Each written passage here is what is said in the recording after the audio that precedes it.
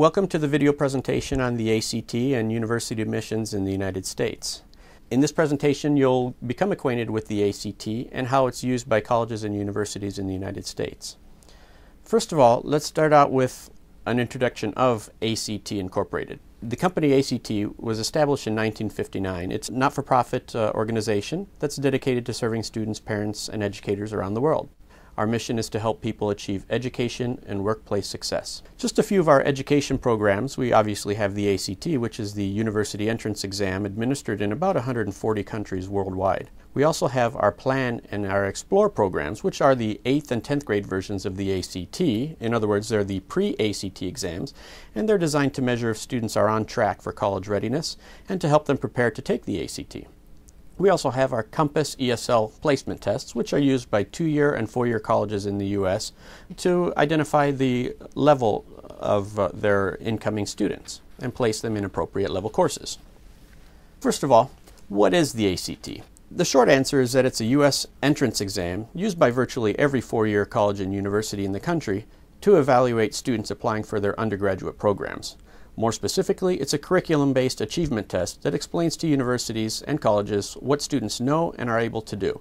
And it also provides guidance to students on their future plans. So you might ask yourself, do I need to take the ACT?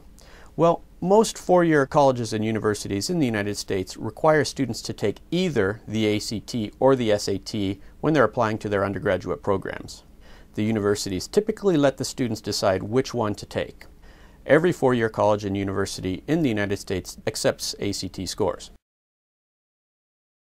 The ACT measures a student's ability to perform university-level work.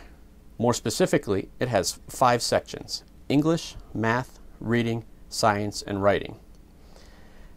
Because the ACT is a curriculum-based test, performance on the ACT has a direct relationship to a student's educational achievement.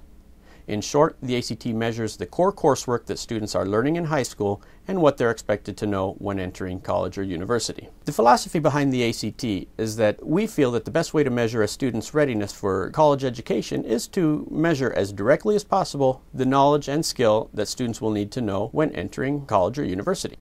We chose to base the ACT on the core curriculum because it takes the guessing out of preparing for university, and it serves as an easy roadmap for students to follow. Learn the core curriculum and you'll be ready for college. That means that students who take 4 years of high school English, 3 years of high school math, 3 years of high school natural sciences, and 3 years of social science in high school tend to be more college and university ready than students who don't take those courses, and tend to do better on the ACT as a result. Colleges and universities in the U.S. use the ACT for many reasons. They use it to recruit students. Frequently they search for students who get high ACT scores. They also obviously use it for making admissions decisions. They use it for academic advising. Now, because the ACT is a curriculum-based test, many colleges and universities also use it for course placement and to award course credit. And students with high ACT scores can qualify for merit-based financial aid. Earlier, I said that the ACT measures what students are expected to know when entering college. So you might ask, how can you say that?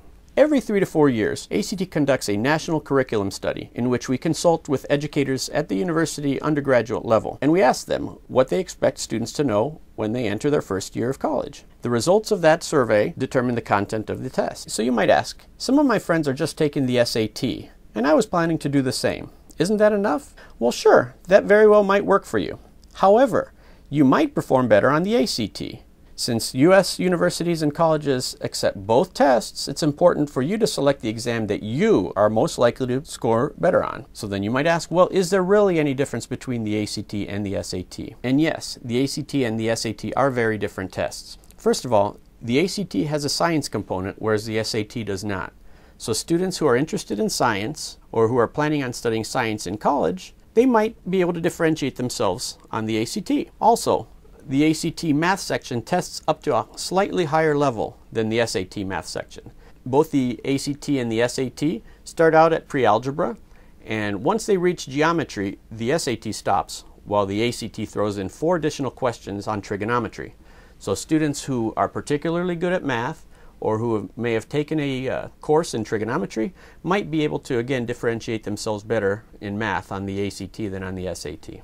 Both exams are accepted nationally by colleges and universities around the country. The ACT is primarily a curriculum-based test, whereas the SAT is more of a reasoning test. You may have heard of the PSAT, which is the pre-SAT test at the 11th grade. Well, the ACT also has a pre-ACT test, which is the plan at the 10th grade. And also the ACT includes a career interest inventory, which we provide for free. So you might ask, well, how popular is the ACT in the United States? As you can see on this map of the United States, there are red states, there are gray states, there are combination states, and there are white states. The red states are those states where more than 50% of students graduating from high school are taking the ACT. The gray states are where more than 50% of students in that state are taking the SAT. The combination pink and gray states are where more than 50% of students are taking both tests, and the white states are where fewer than 50% of the students are taking either test. So as you can see, the ACT is very popular in the entire midsection of the United States, whereas the SAT tends to be more popular on the east and west coasts. You can drill in a little bit deeper by looking at the numbers within each state. So for example, North Dakota, the top center of the United States, 81% of students in North Dakota are taking the ACT when they graduate, and only 4% of students are taking the SAT in North Dakota. Next state down, South Dakota, 79% of the students graduating from high school are taking the ACT, and only 3% are taking the SAT. In Illinois, 100% of students in Illinois are taking the ACT, and only 9% are taking the SAT. So you can look at all of the red states and see that the ACT is very popular in those states. And if you look at the gray states, you can see that the numbers are sort of flipped a bit. In all, about 50% of the high school graduates take the ACT, and about 50% of the high school graduates take the SAT. That's all fine, you might say, but do colleges and universities in the U.S. have a preference between the ACT and the SAT? And as you can see, the vast majority of colleges and universities in the United States accept both exams equally. This information comes from the Institutional Data Questionnaire, which goes to all colleges and universities in the United States every year. The questionnaire asks these colleges and universities more than 70 questions on the programs that they offer, the tuition and fees, the size of their campus, how many students they have on campus, and so forth. Now, one of the questions we ask them is whether they have a preference between the ACT and the SAT. And as you can see, the vast majority, 1,367 colleges and universities, say they accept both exams equally. A small number, 257, accepts both exams but prefer the ACT. A small number, 168, accept both exams but prefer the SAT. There are 8 colleges in the United States that accept only the ACT, and there are no colleges in the U.S. that accept only the SAT. But again, as you can see, the vast majority of colleges and universities in the U.S. accept both exams equally. But the Ivy League universities, they prefer the SAT, right? No, every single Ivy League institution indicated in their most recent Institutional Data Questionnaire that they accept both exams equally. How about those highly selective universities that have SAT subject test requirements? The majority of those will fully or partially waive the requirement for students who submit ACT plus writing scores. That means less testing for you. So with that background, now it's time to make a decision. Choosing which exam to take is an extremely important decision. It can impact whether or not a student gets into the college or university of their choice. They should not take it lightly.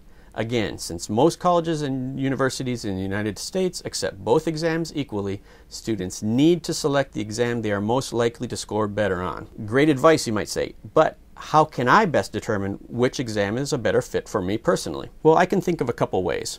First of all, you might consider what type of student tends to perform well on one exam or the other. For example, students who work hard in class, do their homework conscientiously, and learn the material. In other words, those students with strong content knowledge, they tend to do well on the ACT. Students who get good grades in school without trying very hard, or at least it doesn't seem they're trying very hard, in other words, students with strong reasoning skills, they tend to do well on the SAT. So you might ask yourself whether you match one or the other of those profiles. Probably a better way for you to determine which test is better for you is to go to the ACT website and download a free practice test of the ACT. Go to the SAT website, download a free practice test of the SAT, and take them both. If you perform significantly better on one or the other, or if you prefer the format of one exam over the other, that's probably the one you should take for real. You can find links to both the ACT and the SAT practice tests on this slide right here. And Since the ACT and the SAT are scored on different scales, you can compare your scores on the practice test using the ACT-SAT concordance tables. So let's talk a little bit more about the content of the ACT. The ACT English test. Students are given 75 questions and 45 minutes in which to answer them. Spelling, vocabulary, and recall of rules of grammar are not tested. Here's an excerpt from a sample English question. As you can see, students are given a passage with certain portions of that passage underlined. Students are supposed to identify whether the underlined portions are correct as they are, and if so, mark no change, or if they're incorrect, identify which of the other three options for that question are correct. The ACT math test, as I mentioned, it goes from pre-algebra through trigonometry. Students have 60 questions and 60 minutes in which to answer them. The ACT reading test. Students are given 4 passages, each with 10 questions. The passages are in prose fiction, humanities, social studies, and natural sciences. The ACT science test. Now, you've heard me say throughout this presentation that the ACT is predominantly a curriculum-based test. Now, the science test is really the exception to that. It's more of a science reasoning or a science reading test. Students are given a passage, a science-related passage, a science-related table, and they're asked to answer questions related to that passage. All of the answers are in that passage or that table, so students who don't have a strong background in science can still perform well if they have strong reasoning skills. The ACT writing test. Students are given 1 prompt and 30 minutes in which to write about it.